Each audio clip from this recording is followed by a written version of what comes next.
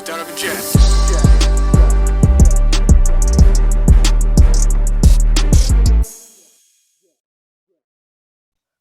Yo, I'm excited. Who's ripping it off, and how are we doing this outfield thing? Listen, I'm hyped up.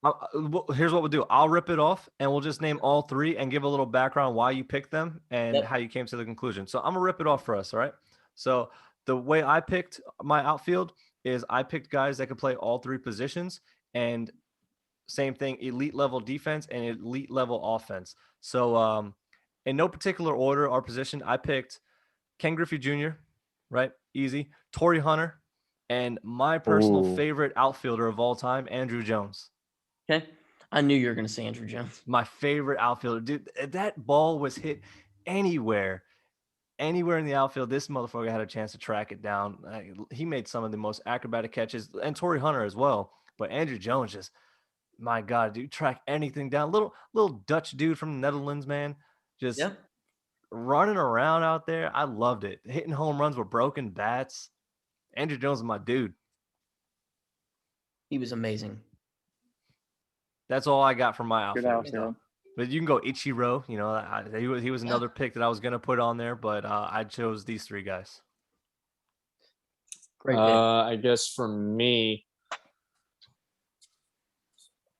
in no particular order yet again, I went Barry Bonds, Griffey Jr., and then honestly, I had to throw this guy in there. I mean, he gets a lot of love in today's game, but I feel like he doesn't get a whole lot whenever it comes to, greatest of all time, and he's still playing. I think it's Mike Trout. I mean, that dude's a freak of nature. Everybody wants to compare LeBron James. Could he play in the NFL? Could he play another sport? Mike Trout could easily play another sport and be great at it. But yeah, I mean, Bonds, another Pirate that got away. He got there skinny, left there skinny, got to San Fran, bulked up out of the blue, cultivated completely mass. clean, all natural. Yep. Hit the gym, bro. Somehow still not in the Hall of Fame. clanging and banging in the gym. That's how. I guess they didn't have weights in Pittsburgh. Get to San Fran and he starts working out the original Gold's Gym there, where Schwarzenegger trained at. But I mean, I think that's a pretty solid list. Yeah. That's all I got to say about that. And Ken Griffey, there's not much to say about him. I mean, Absolutely not. You don't have to. Unreal player. Barry Bonds, juice or not, probably the best hitter of all time. Oh, yeah. His swing was unreal, man. Unreal. Bat speed, everything. Unreal. Steroids don't give you the swing. No. Steroids don't give you hand-eye coordination. No. This man's getting intentionally walked with the bases loaded. Are you serious? Dude. Are you serious? Get real. No way. Mikey, who you got, man? My outfield was literally just stolen. All of it. The whole thing. Nice. The whole thing. The whole thing. Sorry, My man. favorite baseball players ever are two outfielders. Who? One is hated and one is not. Barry Bonds is my second favorite player ever. And I was one of those guys that stuck up for him because I just loved him. Yeah. Yep. Ken Griffey Jr., because that swing would make me cry. It would bring a tear to my eye. It's a beauty. One of the best. Nah, fuck that. The best. Rest in peace, Willie Mays. The best outfielder ever. Not even. It's not him and Mike Trout are going to end up being one of those guys that are talked about in terms of greatest outfielders ever. Mm-hmm. Ken Griffey Jr. is the epitome of what any outfielder should train themselves to become. Yep. Regular putouts were regular putouts. He didn't make you look like an idiot. He didn't make it seem like it was too easy. He was a class act. 2 hands on the glove.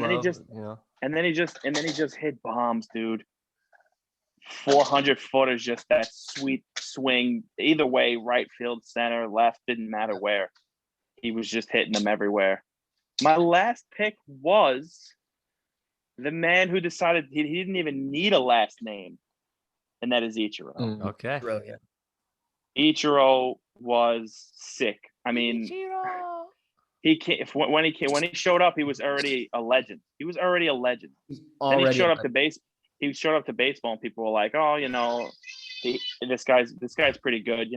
He's already basically in the Hall of Fame from where he's from. So let's just bring him to the baseball and see if he does good. The guy ended up being one of the greatest players to ever step on a field. Yep. like easily. He It's got not 3,000 even hits in close. Japan and in America. which is unbelievable. And I just want to say that man is just not even realistic. And he never weighed Crazy. more than a buck 50 wet, soaking wet. you're being generous. $150. A buck 40, 30 maybe. 35, Yeah. 135. I do want to say that the backups to these gentlemen that I named are what is going to get me some heat. So my backup outfield, because I did that too. Okay. Manny Ramirez, Ooh, I love Manny, dude. Great. Mike Trout, Love and him. one of my favorites, and he'll always be in my fantasy outfield, Vladimir Guerrero. Yep. Oh, dude. Yeah. Anywhere that ball thrown anywhere close to him, he's hitting it. Dude hit a ball that bounced once. Yeah, for a double. Like what? So Love the outfield. Ichiro, I read this stat on Ichiro. I don't remember it exactly. I'm gonna butcher it a little bit, but I think it was like his third or fourth at bat in the major leagues, and his average went up above 300, and it never dropped below 300 again in his career. I believe that 100%. That's absurd. fucking ridiculous. I believe it. But- I remember that swing, dude. He was halfway to first already. So even Yeah. little dinkers to the shortstop, and you had to charge that shit, and you had no idea if you were getting him or not. He was always on base. Always. So he And that team when he first got there, that was the loaded Mariners team, right? That was the A-Rod team, right? A-Rod. 2001. Griffey, That was Randy- his first Randy year was Johnson. 2001. Edgar Martinez, Randy Johnson, Edgar Martinez. Yeah, that team was fucking loaded. Brett Boone. Oh my god, yeah, that team was awesome. I remember watching that team. He batted 350 that year. So 350, 321, 312, 372, 303, 322, 351, 310, 352, 315. He had a pretty down year in 2011, batted 272. Which is still good. Yeah. Then he batted 261, then 322 with the Yankees, 262, 284. Then he got Outfield is so much fun, dude. So many players, even if they're Oh, not yeah. Hall of Famers, anybody could have named anybody, and I would have been like, you know what? Hell yeah, because like you could just pick anybody, dude. Somebody who I loved watching, who I don't know if my brother watches this or not. He should, or he sucks. His favorite outfielder of all time, our favorite outfielder, one of them, Mike Cameron. I love Oh, Mike yeah. Cameron. I'll never forget when he went face to face with Carlos Beltran. And That was the scariest thing I've ever Yeah. seen in baseball. Like live, that was one of the scariest things. that was a hard hit there. That man. I Jack thought- was just a little tyke when Mike Dude, Cameron little was tyke. swinging that bat. I wasn't even thought. I think Jack was still taking his height measurements on the door frame. I still do that. So we got one more position here. It's closing pitcher. Oh, Mike, not Mike, Miles. Sorry. It'll be fast. It'll be fast. Okay. go ahead. Um, That's what she said. um, Thank so God you said it. I didn't want to do it. two of these guys never saw play. One of these guys barely saw play. One of my favorite players of all time. I've mentioned him already today. First one, Ricky Henderson. Okay. Out in left field. He played from 79 to 2003, which makes no sense to me. But Mickey Mantle, he changed the way center field was played from what I saw. And then your boy Reggie Jackson, man, when he hit those 3 bombs in the World Series, Yeah. I just love him, dude. He's got so much power. He hit like Mr. October. Yep. That's my outfield. Dude, Reggie Jackson, that home run that he hit over Yankee Stadium, one of the greatest things I've ever Yep. seen. And He hitting was the lights in the unbelievable. All-Star game, like Miles said. Yeah, Unreal. Miles got the throwback outfield. Miles Yeah. threw I it back, did. man. I did, man. Unreal. I Different think, yeah, that's awesome. That's an awesome outfield, dude. I mean, I feel like no matter who you are, no matter how old we're gonna get, it's our job to kind of, as much as we can, try to explain the stories we've heard from our grandparents about DiMaggio, Mantle, guys like those guys back in the day that were just amazing. Yep. And like when I used to speak to my grandfather, he used to tell me about watching all those older guys playing and just the way that he was like so passionate about how great they were. And like Adam said, like back then it's back then. Like we have guys like Mike Trout. You know, the game has evolved. Same thing as basketball, but you could just tell, man, it was something special back then. Yep. The way those guys were hitting the ball, running around, fielding and everything, you could just tell it was like something different. And real quick, man. I don't know how popular switch hitting was back in the day. I really don't know. So I wouldn't be able to tell you, but Mickey Mantle switch hit. That's It was awesome. almost unheard of. I Yeah. wouldn't say, yeah. I mean, it was borderline unheard of at the time. If you can switch hit, bro, that's unbelievable to me. Yeah. I can't swing right-handed to save my life. I don't even know how to hold the bat right-handed. Yeah. I think back then it was like unheard of. Yeah. It was almost like a laughable thing. Like this guy's batting. And I think he did it as a joke. Remember when like Larry Bird used to play with his left hand and score 40 points? Yeah. I think Mickey Mantle used to get up there and be like, I'm fucking bored. I'm drunk already. It's the fifth inning. Let me just hit righty too. Javi Like, Baez does that now. He switch hits when he's fucking around. Yep. When the Cubs are up by 10 or Unbelievable. something, but rarely. But yeah. Last like position Javi here. Baez. Closing pitcher. Mike. Okay. Let us know. Yes. So I did Mariano Rivera. I didn't know if we were doing closing and relief. So I did both. My closer was Mariano. Close second, Trevor Hoffman. I love Trevor Hoffman. Yeah. But Mariano Rivera, man, I mean, unless he was facing the Mets, he was pretty dominant. No offense, you know. Yeah. Or the Three Diamondbacks. pitches, all fastballs, a cutter, a two-seamer, a four-seamer. That thing fucking moved, man. That cutter moved. Breaking It looked like a slider. That's how much that thing moved. He went out there, he did his job every night. You never worried. Start of the ninth inning, you're in within those 3 runs, you knew Sandman was coming out. You knew he was coming out. You were hearing Metallica. And you knew he would get the job done, and he never slammed his glove down. He never clapped. Nothing. He struck a guy out. They threw the ball around. He got the ball back, did it again. I mean, class act. Best closer of all time. It's probably not going to ever be a debate anymore. Closers come and go a lot nowadays, and I feel like they'll have 60 saves, and then the next year they'll have 15, blow 13 saves. I feel like closing is like a dying breed now. It is. Yeah, like I think the start of the dying breed was fucking K-Rod, that son of a bitch. Yeah. But yeah, Mariano Rivera, close second, Trevor Hoffman. Definitely. Mariano for sure. Mo was the man. Miles, who you got? Probably my favorite pitcher after Randy. I love Billy Wagner. Watched him throw live. That was the first time I ever saw a pitch go over 100 miles an hour. Billy Wagner's another favorite for Mike too. Did real good in the Mets. I like Billy. I like Billy Wagner a lot. Yeah. He was up there. He's definitely one of the best closers ever. Yeah. Oh my, good. He could throw straight gas dude, and he's left-handed. I love him, dude. I love him. And then Trevor Hoffman was second. Yeah. Can't go wrong. A dying breed, dude. It's a dying breed. I think you're right about that. Jack, what pirate you got? Yeah, that's the thing. So Mr. Michael over here, he stole my two, but I mean, I came in that thinking that. So I'm going to flip the script. My setup man is going to be a man named Jason Grilled Cheese Grilly. All right.